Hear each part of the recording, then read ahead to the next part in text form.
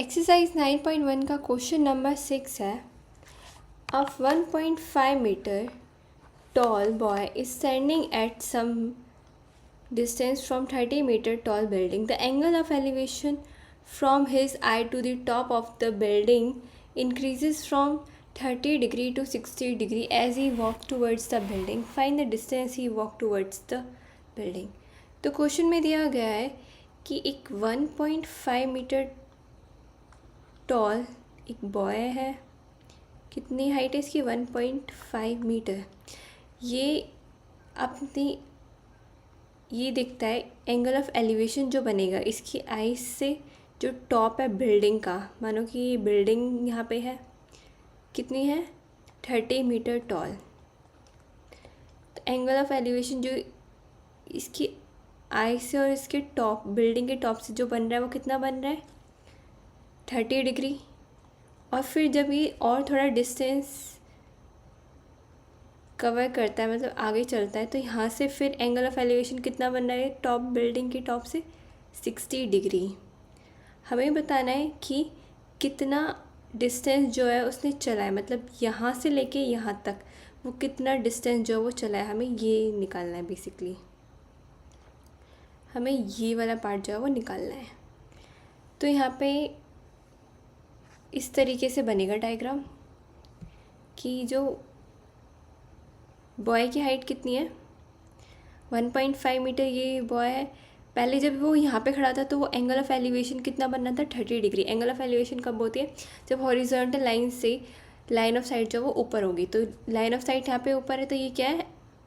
Angle of elevation. अभी angle of elevation जो है वो इंक्रीज़ हो रहा है. जब वो लड़का यहाँ पे खड़ा था, जब वो थोड़ी आगे चला तो यहाँ पे क्या है? एंगल ऑफ एलिवेशन जो वो इंक्रीज़ हो गई. यहाँ पे 60 डिग्री बनाने लगा. हमें निकालना है कि कितना डिस्टेंस उसने कवर किया है. तो ये कितना? 1.5 उसकी हाइट है. एफ ई कितना? 1.5 मीटर. जी डी क्या होगा? 1.5 मीटर. और बी सी बी क्या होगा? 1.5 मीटर. और ए सी क्या है? बेसिकली वो टावर है. तो ये अगर 1.5 है तो ए बी की वैल्यू क्या होगी? ए बी की वैल्यू क्या होगी? जब उस पूरे टावर की हाइट कितनी थी? 30 मीटर यहाँ से लेके यहाँ तक. तो फिर ये वाला पार्ट कितना होगा? 30 मीटर लेस 1.5 मीटर. कितना आएगा? A B is equal to में यह आएगा 0.5 28.5. ये कितना होगा? 28.5 मीटर. अब हम जो है ये ट्रायंगल जो बन रहा है A B G, in triangle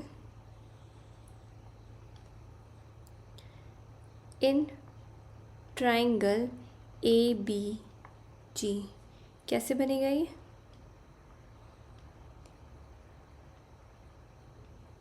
A B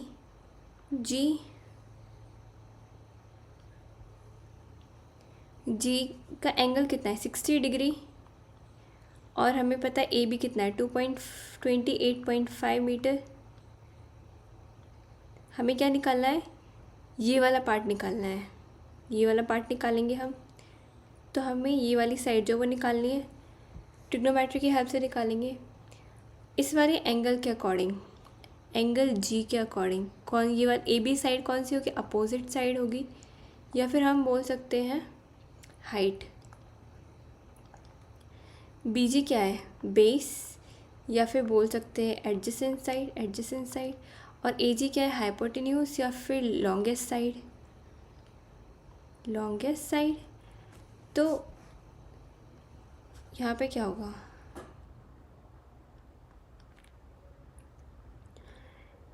कौन सी ट्रिग्नोमेट्रिक आइडेंटिटी जो है वो यूज़ होगी? A B divide by B G जो होगा, मतलब कि हाइट डिवाइड बाय बेस. कौन सी ट्रिग्नोमेट्रिक आइडेंटिटी होती है? ये होती है tan जी. tan थीटा होता है ना. और जी की वैल्यू क्या है? tan 60 degree. जी कौन सा एंगल है? 60 डिग्री. तो हम यहाँ लिख सकते हैं tan 60 degree is equal to में A B divide by B G. Table के अकॉर्डिंग tan 60 डिग्री की वैल्यू क्या होती है ये हम चेक करेंगे। tan 60 डिग्री कितना होगा, ये है √3। tan 60 डिग्री की वैल्यू होती है √3, तो हम यहाँ लिख सकते हैं √3 इज इक्वल टू में ए बी की वैल्यू हमें पता है 28.5 मीटर, तो बी जी की वैल्यू क्या होगी, बी जी जो है वो इज इक्वल टू की दूसरी साइड जाएगा, यहाँ पे तो मल्टीप्लाई में हो जाएगा बी जी ए बी, और √3 जो है वो यहाँ पे क्या आएगा,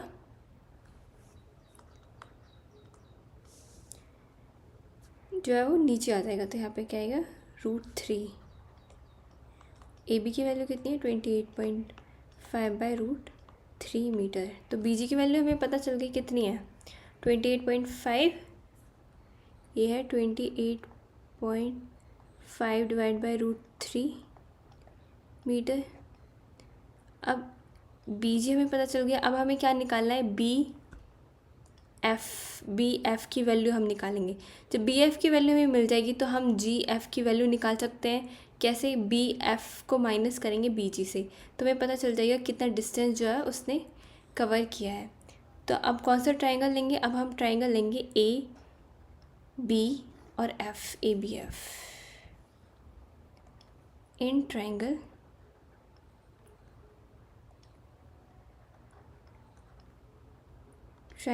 ए बी एफ, डायग्राम बनेगा ये A B F.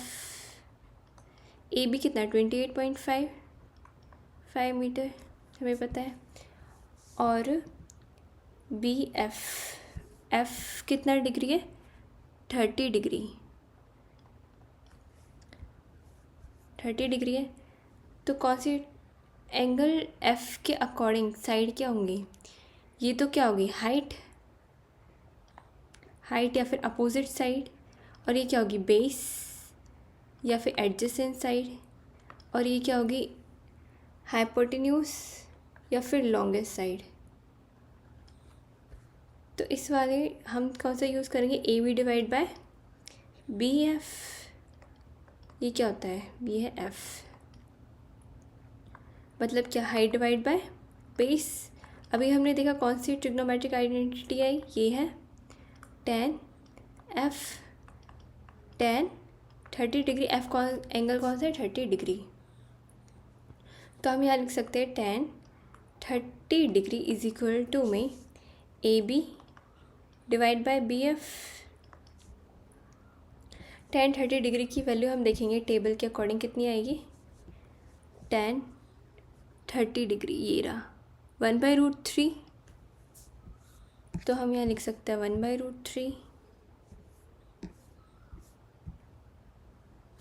1/√3। A B की वैल्यू हमें पता है कितने 28.5, और ये है बी एफ़ हमें निकालना है। B F is equal to की दूसरी साइड जाएगा, तो ये यहाँ होगा B F is equal to में 28 टू में 1/√3 इज इक्वल टू की दूसरी साइड जाएगा, तो डिनोमिनेटर न्यूमरेटर बन जाएगा और न्यूमरेटर डिनोमिनेटर बन जाएगा, तो ये √3, और बी एफ़ की वैल्यू क्या होगी 28.5√3। तो मतलब इसकी पूरे की वैल्यू कितनी है, पूरे बी एफ जो है इसकी वैल्यू कितनी है, मतलब जो ये वाला पार्ट है, ये लाइन जो है इसकी वैल्यू कितनी है 28.5√3। अब हमें जो निकालना है ये वाला पार्ट निकालना है, हम यहाँ लिख सकते हैं। तो ये कैसे आएगा, जो इतना वाला पार्ट है इसकी वैल्यू कितनी थी 28.5 डिवाइड बाय √3, तो इस वाले पार्ट की वैल्यू हम निकाल सकते हैं।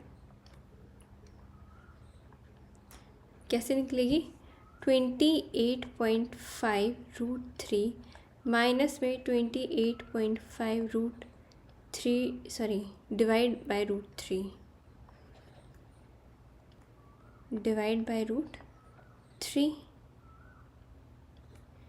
तो ये कितना आएगा, यहाँ सॉल्व करते हैं इसे 28.5√3 माइनस में 28.5√3, इसके नीचे कुछ भी नहीं है तो 1 होगा। एलसीएम लेंगे तो कितना होगा, √3। 1 को डिवाइड करेंगे √3 से तो कितना आएगा, √3। फिर √3 को मल्टीप्लाई करेंगे न्यूमरेटर से तो यहाँ पे क्या आएगा 28.5।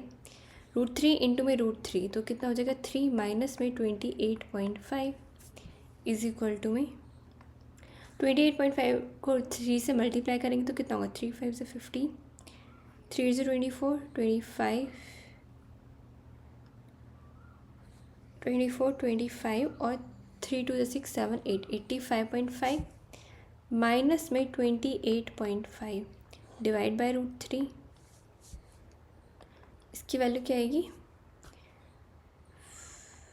85.5 को लेस करेंगे 28.5 से तो कितना आएगा यहाँ पे 8 9 10 11 12 13 14 15 7 यहाँ आएगा 2 3 4 5 6 7 और यहाँ 57 डिवाइड बाई √3। या तो हम इसको लिख सकते हैं 57 डिवाइड बाई √3 और क्या लिख सकते हैं, अगर इसको रेशनलाइज करेंगे तो 57 बाई √3 इंटू में √3 को न्यूमरेटर में मल्टीप्लाई करेंगे और डिनोमिनेटर में भी, तो ये कितना हो जाएगा 3 और ये 57 √3। 3 से ये डिवाइड हो सकता है, 3 1 3, 3 1 3 4 5, 3 9 27, तो ये होगा 19 √3 हम इसे बोल सकते हैं, या फिर 57 डिवाइड बाई √3। तो कितना डिस्टेंस उसने कवर किया, 19 √3 और 57 बाई √3। तो ये क्वेश्चन जो है हो गया है सॉल्व।